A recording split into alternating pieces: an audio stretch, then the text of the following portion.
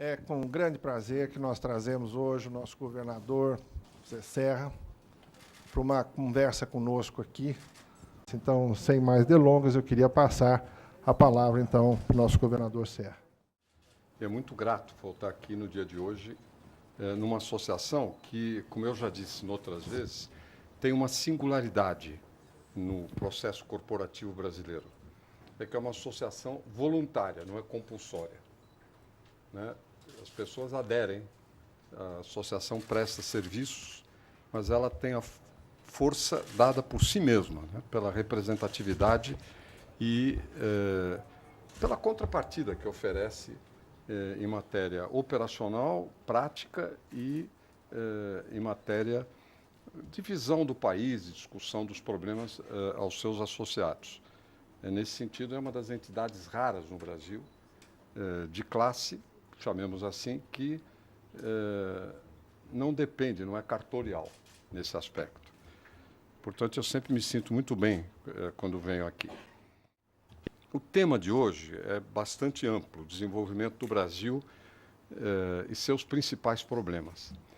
Eu creio que, falando em desenvolvimento, uma primeira observação fundamental para se ter em conta é a perda de dinamismo da economia brasileira a longo prazo. Infelizmente, essa é uma realidade.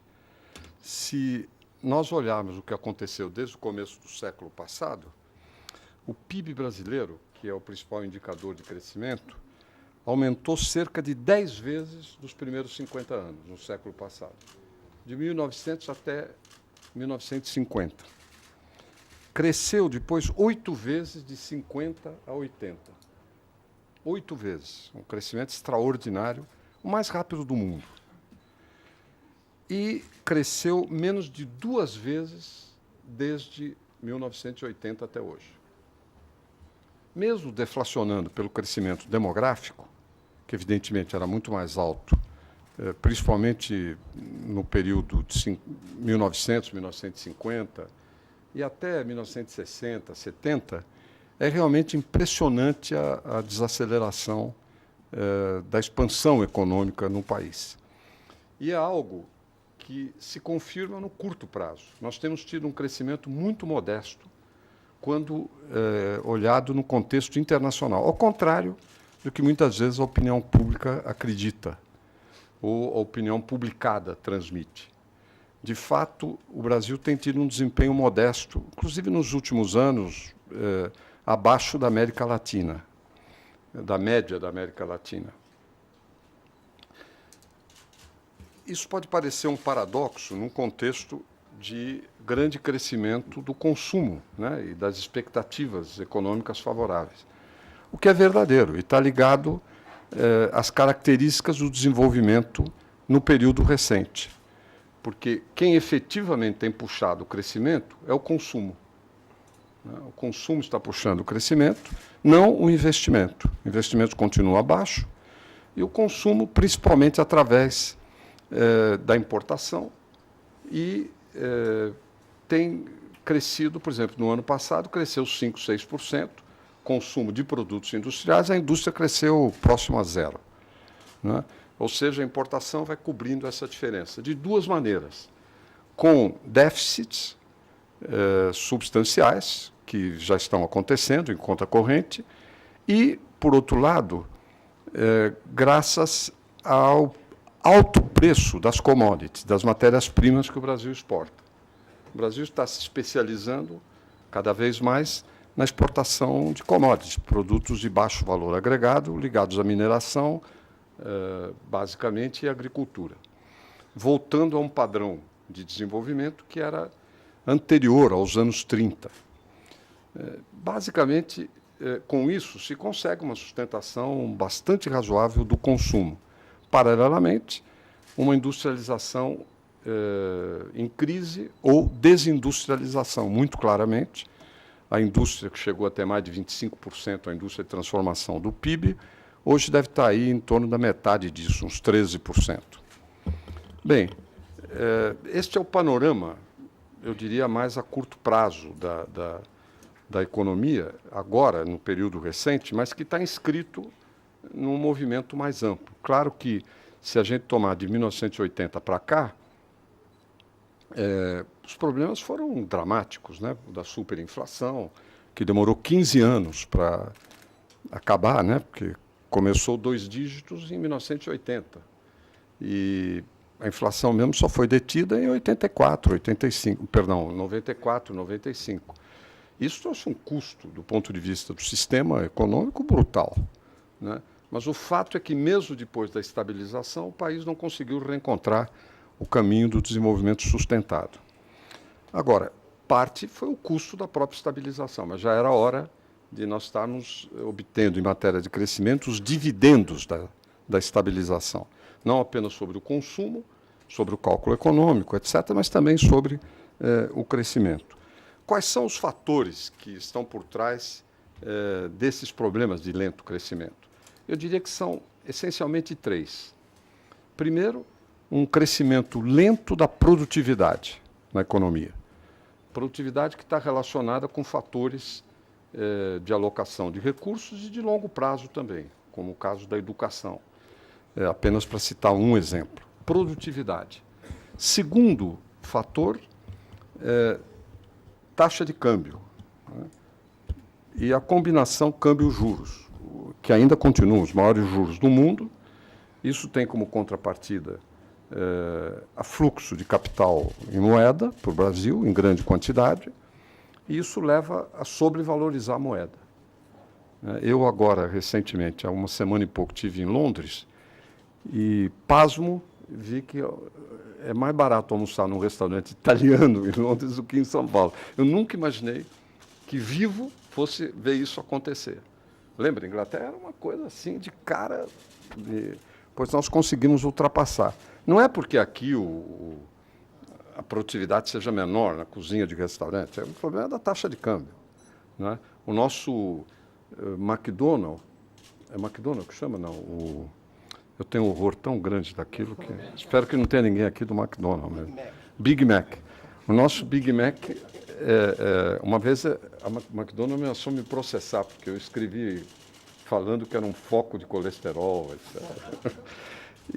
Mas o Big Mac é o mais caro do mundo, né? E num país que o preço relativo da carne, inclusive, é mais baixo. Mas o fato é que o país tornou-se caro. Agregar valor aqui é caríssimo, né? E a tendência é investir lá fora, né? Claramente. Falta de oportunidade de investimento. E nós chegamos aí num ponto interessante que está ligado ao terceiro fator, que é o do investimento, né?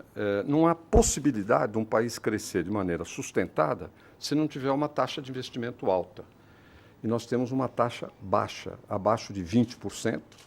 Para ter um crescimento razoável, nós precisaríamos estar investindo 24%, 25% do PIB, investimos 18%, 19%. Para vocês terem uma ideia, se a gente pensar a médio prazo em quadruplicar a renda por habitante, para chegar a um nível de país hoje desenvolvido, nós precisaríamos crescer a 5,5% ao ano. Que nem é uma taxa, o Brasil crescia a 7%. Mas, digamos, deflacionado o crescimento demográfico, 5,5% seria razoável. 4,5% per capita, até 2040. Agora, isso como condição para sairmos do subdesenvolvimento. Na verdade, nós não vamos ficar em torno de 3,5% e coisas do gênero. Pegando, um certo momento eu olhei todos os países que conseguiram duplicar sua renda por habitante em 10, 15 anos, nós não temos nenhum indicador que permita concluir que faremos isso. E o principal é o investimento, sem dúvida nenhuma. Agora, o investimento privado é baixo relativamente, por quê? Pelo problema de expectativa de rentabilidade. Eu acho que a questão cambial é realmente fundamental, porque é o que define a competitividade, no caso das atividades que têm competição com o exterior, seja via importações, seja competindo no mercado internacional. A carga tributária, né? Eu vou dizer uma heresia, isso na associação comercial e do lado do Guilherme Afif do Amato. O problema não é nem o tamanho da carga tributária só, é a maneira como ela acontece, quer dizer, a forma como os impostos incidem. Tem um exemplo que, para mim, parece um escândalo, que é o da energia. O Brasil é um país que tem água, como sempre se diz, em abundância, e, no entanto, nós temos a segunda energia elétrica mais cara do mundo. Segunda energia elétrica. De cada R$ 1 que se paga por energia elétrica, 53 centavos são impostos, contribuições, recolhimentos. Metade. É uma coisa realmente maluca. Se soma a isso o câmbio, imagina a atividade que depende intensivamente de energia elétrica, não tem competitividade nenhuma.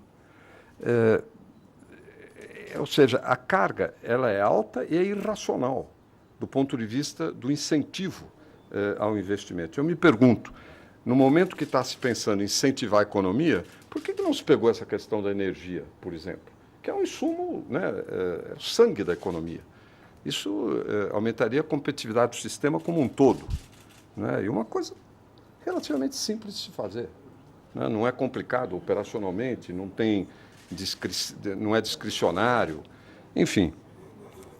Mas a outra questão do investimento é a questão da infraestrutura. E aqui eu queria me deter um pouco mais, que é o investimento que define o custo sistêmico, chamemos assim, uma expressão que foi inventada por um economista chileno, Fernando Fain-Silva, era até muito amigo meu, que infelizmente morreu cedo, porque ele nos anos 60 para 70, ele tinha já essa ideia do custo sistêmico, olhando como um todo o conjunto da economia. E o custo sistêmico no Brasil é altíssimo. Se vocês forem pegar portos, 100º, 25º lugar em matéria de eficiência portuária, energia, que acabei de dizer, pega estradas, basta pegar as estradas federais, não vale pegar São Paulo, né? Porque aqui tem poucas federais e as estaduais são 2/3, mais do que isso, consideradas ótimas ou boas. Aeroportos, enfim, pegando o que considera-se infraestrutura, né? É tudo ineficiente. Nós estamos sempre concorrendo aos piores lugares. E, ao mesmo tempo, é importante dizer, a taxa de investimento público no Brasil é das menores do mundo.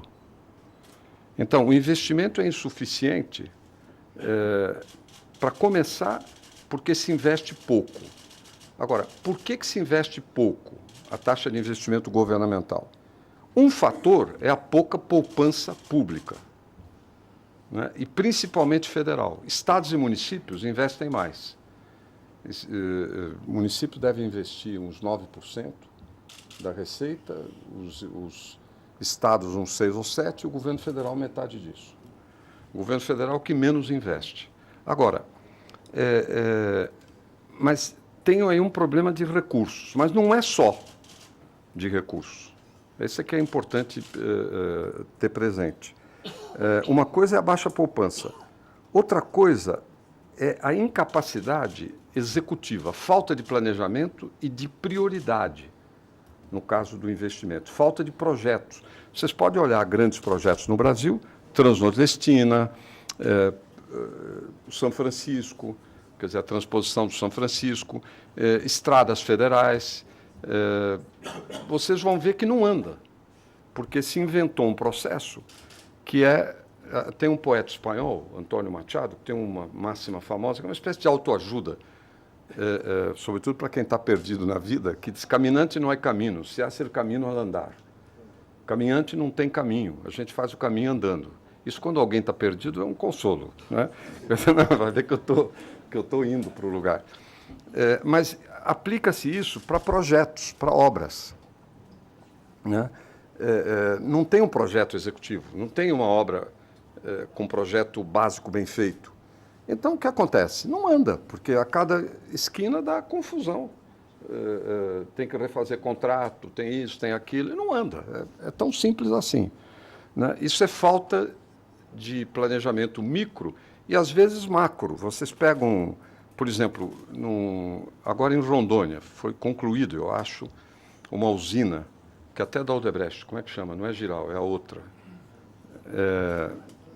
Em Santo Antônio. Santo Antônio. Está concluída, mas não tem o linhão. Então, um bom investimento que foi feito não vai ter. Se fosse na área privada, tudo é que o governo está bancando tudo isso, crédito subsidiado, isso e aquilo. Mas se fosse na área privada, era um prejuízo. Né? Essa descoordenação de investimentos é muito significativa. Isso, quero dizer, tem importância na vida pública nos 3 níveis de governo, não é apenas na esfera federal. Então, pegando exemplos mais fáceis. Esta é uma barreira também para o investimento. Uma outra é a falta de capacidade de se fazer parcerias, porque a área privada pode perfeitamente financiar obras, quer dizer, entrar na participação de obras, via concessões, via PPPs, né? Há várias modalidades, tem algumas que são melhores, outras piores, dependendo do projeto em si. Tem dificuldades? Tem. Por exemplo, PPP é algo que não transitou em julgado dentro da sociedade. Então, tem Tribunal de Contas, Ministério Público, imprensa, tem isso, tem aquilo, desconfiança. Então, é um processo lento, né? Mas tem algumas que são mais fáceis de se fazer. Mesmo assim, não caminho. Na esfera federal, zero. Né? Ela andou basicamente nos estados, inclusive em São Paulo, em algumas coisas, em Minas, alguma coisa no Rio de Janeiro, mas, em geral, não anda. E é um projeto compartilhado. No caso de concessões, só para dar o exemplo mais bem-sucedido, aqui andou bastante. Nós fizemos, no governo passado, 6 concessões. Essas 6 concessões renderam para o Tesouro 5,5 bilhões, investir em transportes, dinheiro livre, mais 8,5 bilhões em investimentos, obrigatórios por parte das concessionárias, em valores nominais da época. Portanto, só isso deu 14 bilhões a mais para investir, né, vindos da área privada. E num investimento de boa qualidade. Pouca gente sabe, metade da nova marginal, mais ou menos, em custos, nós fizemos com as concessões. Uma obra cara, como a nova marginal, fizemos concessão, ou melhor, pedimos às concessionárias para fazerem obras na sua esfera de influência, naturalmente alargando um pouquinho a esfera de influência, para uma obra tipicamente urbana, né, e com muita rapidez. No caso, que também tem um peso muito grande. Velocidade é uma variável que, em geral, na área pública não existe e que na área privada é decisiva. E deve ter alguma importância também na área pública, né? Dinheiro que a gente gasta e não obtém retorno. Uma outra questão, por incrível que pareça, é a questão federativa em matéria de investimentos, porque há no folclore a ideia de que é o governo federal que está investindo. Esse folclore foi aumentado pela coisa do PAC. Né? O PAC eu considero o melhor truque publicitário depois do Fome Zero. Lembra, o Fome Zero não existiu e ganha prêmio até hoje. Vocês fazem pesquisa, tem lá Fome Zero, lá em cima, tá? E não aconteceu o programa. Foi substituído pelo Bolsa Família. O outro foi o PAC. Por quê? Porque passou a ser contabilizado como gasto público, financiamento habitacional, investimento de municípios, autorizações para pegar crédito, tudo entrou num bolo, misturando despesa com financiamento, como se a Casa Bahia pagasse a minha geladeira. Você vai lá, compra e aí entra como a Casa Bahia pagando. Ela está emprestando. Não é? Agora, mas o fato é que, isto à parte, quem investe no Brasil, na área governamental, é Estado e município. 2/3 dos investimentos no Brasil de governo cabem aos estados e municípios, de 2/3 para 70%. Isso é incrível. Né? Não é de pasmar, porque a ideia é que é tudo governo federal, mas não é, não. E estados e municípios têm mais capacidade, inclusive, para investir. Mais projetos, sempre tem. É raro uma prefeitura que não tenha projetos, mesmo um governo estadual. No entanto, eles têm menos recursos, menos liberdade para isso. Eu vou dar um exemplo típico de uma medida. São coisas, eu até uma vez cheguei a escrever um artigo, eu não publiquei ainda, que eram bondades para o governo federal. Coisas que a presidente da República podia fazer, numa nice, não teria oposição, faria bem ao país. Né? Um exemplo típico nesse sentido é saneamento. Né? Tem uma proposta antiga que, desde que eu fui eleito governador, levava para a esfera federal. Saneamento hoje é tributado, não sei se vocês sabiam, pesadamente. Inclusive, aumentou muito quando passou o PIS/COFINS para o valor adicionado, porque aí eles aproveitaram para aumentar a carga tributária, porque sempre é discutível, vocês sabem disso, margens, isso e aquilo. E duplicou mais ou menos, né, Mauro? São pagos hoje, recolhidos do sistema, uns 2 bilhões, 2,5 bilhões. Pega isso, bota 10 anos. São 20 e tantos bilhões em saneamento. Né? Ora, isso aí vai para o governo federal. Não volta em saneamento. Não volta. Quer dizer, entra num bolo lá, etc. Não era melhor deixar com os estados e municípios que têm empresas esse serviço para investirem mais? Até uma cláusula, que isso tem que ir para investimento, a fundo perdido. Pode fazer 1000 cláusulas aí. Né? Não precisa ser investimento com retorno. Pode ser investimento, porque saneamento nem tudo dá retorno. E não precisa ir para os acionistas, no caso das empresas de economia mista. Enfim, é o tipo da coisa que podia ser feita e que aumentaria o investimento em saneamento no Brasil. Mas isso vai na linha... Primeiro, precisa ter lucidez, precisa entender o mecanismo. Segundo, precisa renunciar a um elemento que permite barganha. Né? Porque, em vez de a empresa ter dinheiro, ela vai ter que pega da caixa, pega isso, pega aquilo. É um suplício total para obter o financiamento, custo, tempo, né? Mas, ao mesmo tempo, entra poder federal também. É preciso ter desprendimento nessa matéria. Mas eu menciono isso a propósito da questão da dívida. Vocês lembram que, nos anos 90, foi feita a renegociação da dívida com estados e municípios. Foi feito o PROER para os bancos privados, foi feito, como chamava? Um PRO qualquer para os bancos federais, públicos, que, na verdade, foi mais pesado do que o PROER, apesar de que se fala pouco, e foi feito para estados e municípios. Quando a economia estabilizou, teve que fazer um rearranjo, porque já não tinha inflação para criar ilusão e tocar as coisas para frente. Foi bem sucedido esse programa de reestruturação da dívida, numa época que os juros eram siderais. Com o tempo, os juros se tornaram extorsivos. Né? E hoje, por exemplo, o BNDES empresta a 4%, 5%, cobra de Minas Gerais 12%, 11%, 12%, do município de São Paulo 14%, do Estado 9% e tanto, porque depende de como é que entraram na renegociação, né? Se amortizaram ou não. Aqui o Covas, na época, fez uma amortização. A cidade não fez. Foi 0, ficou com o juro mais alto, porque os juros vão de 6 a 9. Mas o IGPM, juro mais o IGPM, mais correção monetária. Então, para um lado está emprestando a 4, 5, para o outro está emprestando a 12, 15, e quem pode investir, efetivamente? Quem vai investir em coisas que são essenciais. Né? Então, esta questão federativa, por incrível que pareça, ela está ligada também a investimento. Pode perfeitamente se tomar providências legais para que o dinheiro não vá substituir investimento em caso de renegociação. Ou seja, o Estado X já investe, aí ele pega o dinheiro novo, substitui aquele, gasta o outro em custeio, porque é o que o pessoal tem paixão para fazer no Brasil. 90% de prefeitos e governadores não é investir, é custeio. Né? Como eu digo, 90% tem as exceções de prática que eu não vou citar aqui, mas, em geral, o que o pessoal gosta mesmo é custeio. E o que precisa mesmo, além de custeio, é também investimento. Agora, enfim, tudo isso cerca o nosso problema do investimento público, que é o nó físico, hoje, mais dramático que o Brasil pode ter. Mais dramático.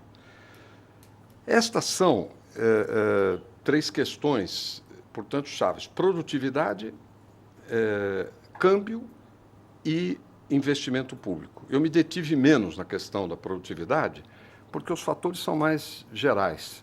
Mas tem um básico, que é a questão da educação, e que eu sempre fico muito aflito.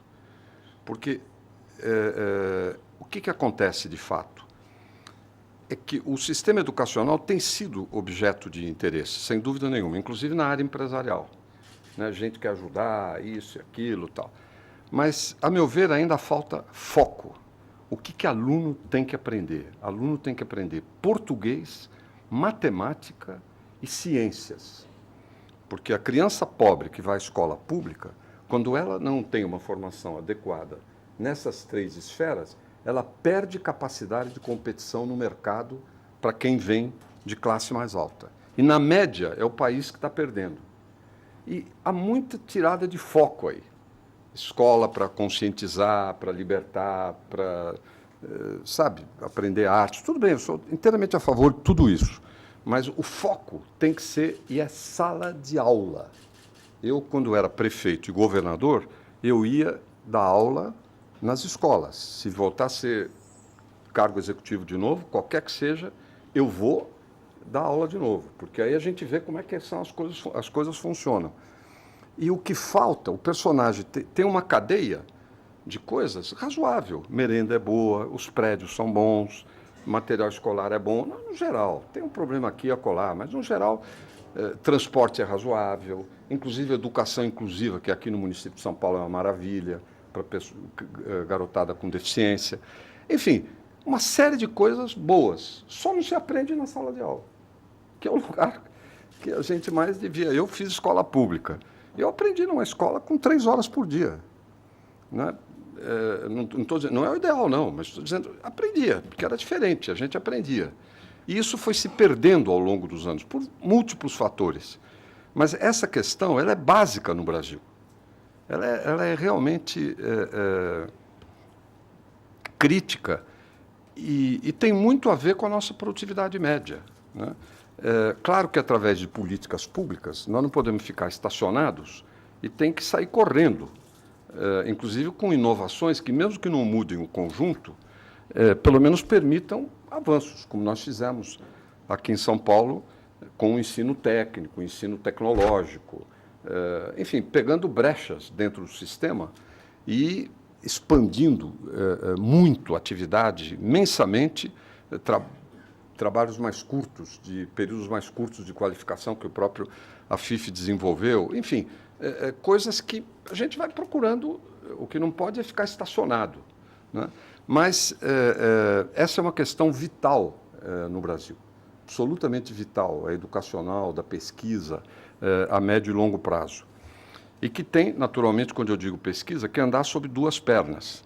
Né? A perna do básico, na formação, e a perna da sofisticação, inclusive em matéria tecnológica. Eu lembro o que nós fizemos no IPT aqui em São Paulo, quer dizer, colocando o IPT numa nova fase, 150 milhões de investimentos para o IPT pegar o que tem de promissor em todas as novas tecnologias, que é uma instituição que tem talento para isso.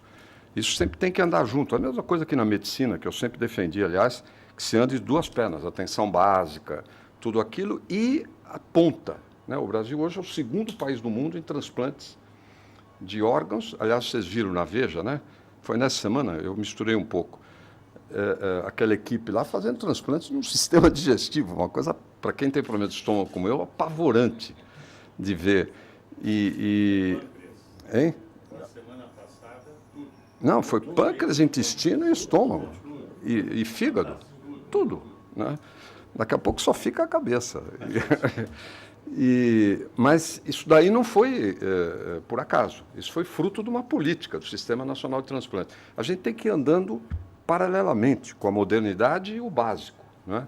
Isso é o que eu defendo também na área de inovações, de pesquisa e tudo mais. Bom, agora, tem também um aspecto aí que eu queria mencionar, que é vital e que tem a ver com uma entrevista que eu li outro dia, na Veja, de um Glaser, eu acho, um americano, um professor, e hoje eu ganhei o livro dele até, que ele fala sobre a questão da cidade. Naturalmente exagera. Todo mundo que vem com uma nova teoria exagera, porque se não exagerar, não cola.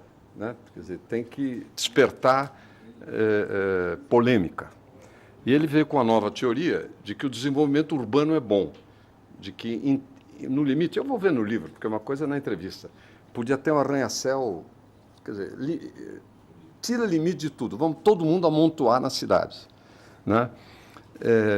tem um pouco de exagero, é óbvio, porque tem deseconomias aí externas e de escala grandes, mas ele menciona questões interessantes. Por exemplo, quando eu morava nos Estados Unidos, em Princeton, que eu morei 2 vezes, típico do subúrbio de Nova York, é 1 hora. As casas são maiores, né, tem o transporte, tem isso, tem aquilo, acaba se gastando mais energia. O modelo é mais poluente de viver na periferia do que na cidade. Esse é um paradoxo que ele levanta, que é interessante. Mas, como eu disse, tem exageros. Mas ele chama atenção para um ponto que eu chamo há muitos anos, que é o seguinte, da importância do investimento urbano, da produtividade do investimento urbano, né?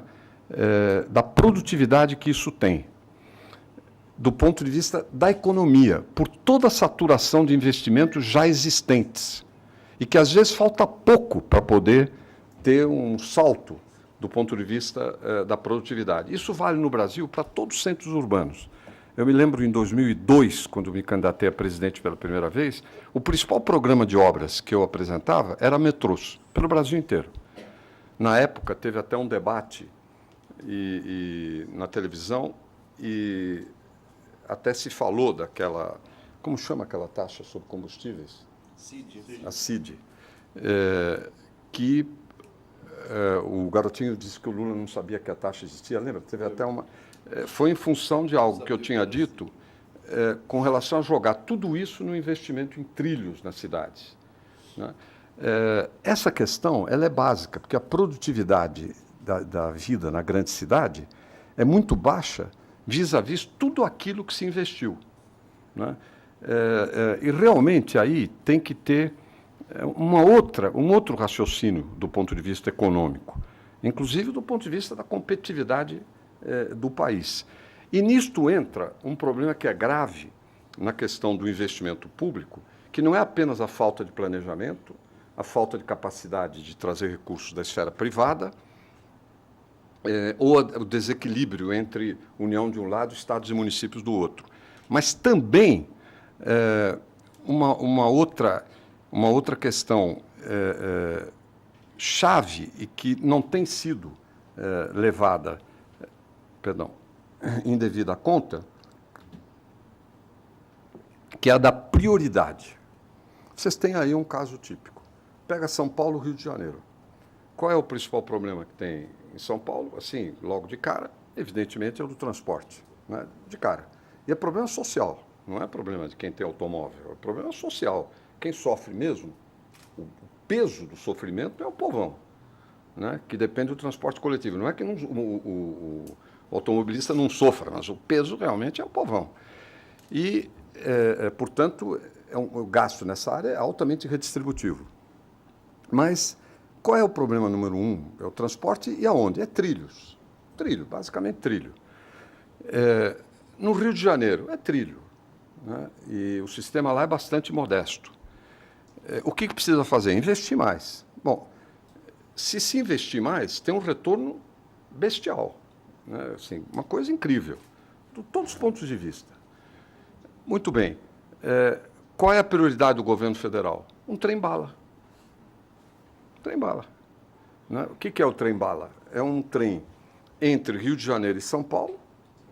A demanda existente só de passageiros, além do mais, ter 400 quilômetros aumenta enormemente o custo, né? Porque um trem-bala ele não pode ter curvas, senão ele sai da linha, sai pela tangente, né? Não tem passageiro, não tem. Deve ter 1/3. Se todo mundo decidir, olha, ninguém vai mais de avião, de ônibus, etc., não tem demanda de passageiros suficiente, custa uns 65 bilhões, a última estimativa que eu fiz. Não tem absorção de tecnologia, quer dizer, eu não vou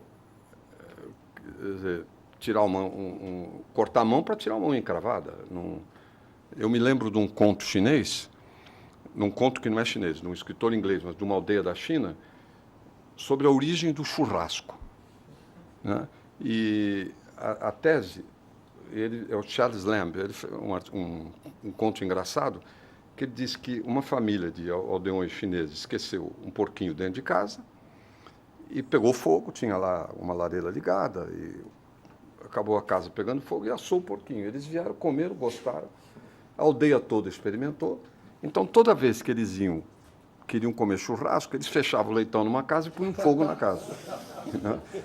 Quer dizer, se eu vou adquirir 500 milhões de reais, suponha que essa tecnologia do trem-bala, tal, custe 500 milhões, tá certo? Você pega 200 crianças, interna na China, no Japão, etc., eles vão estudar desde a pré-escola até o pós-doutorado em trem-bala. Sabe tudo de trem-bala. Quanto pode custar isso? Valer isso? 200 milhões? 300? Quer dizer, gastar 65 por causa disso não tem o menor cabimento. Mas vocês têm aí um exemplo típico de distorção em matéria de investimentos e que compromete não só a imaginação, mas compromete o crescimento, porque aí só resta ficar torcendo depois, né, para que não aconteça o que dê errado, e é dinheiro que já vai sendo posto, esforço e tudo mais. Portanto, eu acho que discussão de desenvolvimento brasileiro tem que envolver essas variáveis todas. A questão educacional da produtividade, a questão macroeconômica eu não vou entrar, porque só essa já daria para vários dias de discussão, mas câmbio, juros, a questão tributária, junto com a questão do investimento, o investimento público e a questão das cidades, né, das grandes metrópoles. O Brasil, em 1940, um pouco antes do Guilherme nascer, tinha 30% de população urbana. Isso saltou para 60% em 1980, e hoje deve estar 80% em 1960, meados dos 70. Hoje deve estar com 83%, 84%. É outro modelo, tá certo? É outra coisa. Tem que ter outra visão a esse respeito. Bem, agora, há duas questões que permeiam toda essa nossa discussão e que são mais bem ligadas à questão política geral, né? Uma delas é uma coisa que no Brasil vem ocupando o cenário desde a época do Jânio Quadros, né? O Jânio Quadros, quando renunciou, o que ele quis vender o peixe para o Brasil? Na verdade, foi uma tentativa de golpe, mas como é que ele apresentou? Que era assim, ou se locupletava, né, ou não governava. Certo? É a ideia. Não, ou eu cedo, eu não vou ceder por causa dos meus princípios, ou eu não governo. A meu ver, é um dilema falso, que está até hoje presente. A meu ver, é falso isso. Eu acho que dá perfeitamente para governar sem subordinar as ações de governo ao máximo do troca-troca político. Essa é uma questão muito presente no Brasil de hoje, extremamente presente. Uma segunda questão importante é a questão do sistema eleitoral, que vocês podem achar meio distante, mas que tem um peso grande, inclusive, aqui em São Paulo e nos demais. Hoje eu estava almoçando numa faculdade privada, boa, de alta qualidade, com muitas bolsas e tudo, e estava explicando essa questão do problema da grande cidade. São Paulo, a grande São Paulo, tem metade dos eleitores do Estado, mais ou menos. E tem 1/4 dos parlamentares, grosso modo. 1/4 dos parlamentares. E, no entanto, tem metade dos eleitores. Por quê? Porque o voto aqui é pulverizado. O voto pulveriza. As pessoas não se conhecem. Quem gasta 3 horas de transporte, 4 por dia, não tem convivência com vizinhança. Não há, a comunidade é mais diluída. E o sujeito não é identificado, né, como sendo local. Eu me lembro uma vez, nos anos 80, Bauru tinha 4 deputados, 2 estaduais e 2 federais, acima, inclusive, do quociente do que a cidade poderia eleger. Mas eles eram eleitos basicamente lá, né? E vocês viam aqui na Vila Prudente, o distrito, com 600 mil eleitores, não tinha nenhum, né, porque é tudo pulverizado. Isso tem importância do ponto de vista da orientação de recursos, dos problemas, etc. Se nós tivéssemos um voto distrital, esse problema não aconteceria, porque com o voto distrital cada região está representada, né? Eu estou dando um sinal para uma questão que seria objeto, podia ser objeto de vários debates e exposições, mas ao peso que isso tem. Né? Agora mesmo nós vamos enfrentar. O que eu vou dizer agora não resolveria esse problema do desequilíbrio entre grandes metrópoles e o resto. Mas, dentro delas mesmo, nós vamos ter uma eleição agora, que deve ter uns 8 milhões de eleitores, e cada vereador vai disputar o voto junto a 8 milhões de eleitores. Né? Por quê? Porque não tem distritos nem na cidade. Isso encarece campanha, eu calculo, de 5 a 10 vezes mais, por baixo, né? Porque o sujeito acaba disputando no resto. Até o Natalini, que é um candidato modesto. Cadê o Natalini? Até você, se sobrar um votinho na Zona Leste, você vai, na Zona Sul, você vai, na Zona Oeste, você vai. Você não vai recusar nada. Nada. E implica esforço, implica, muito menos no caso dele, gasto, enfim.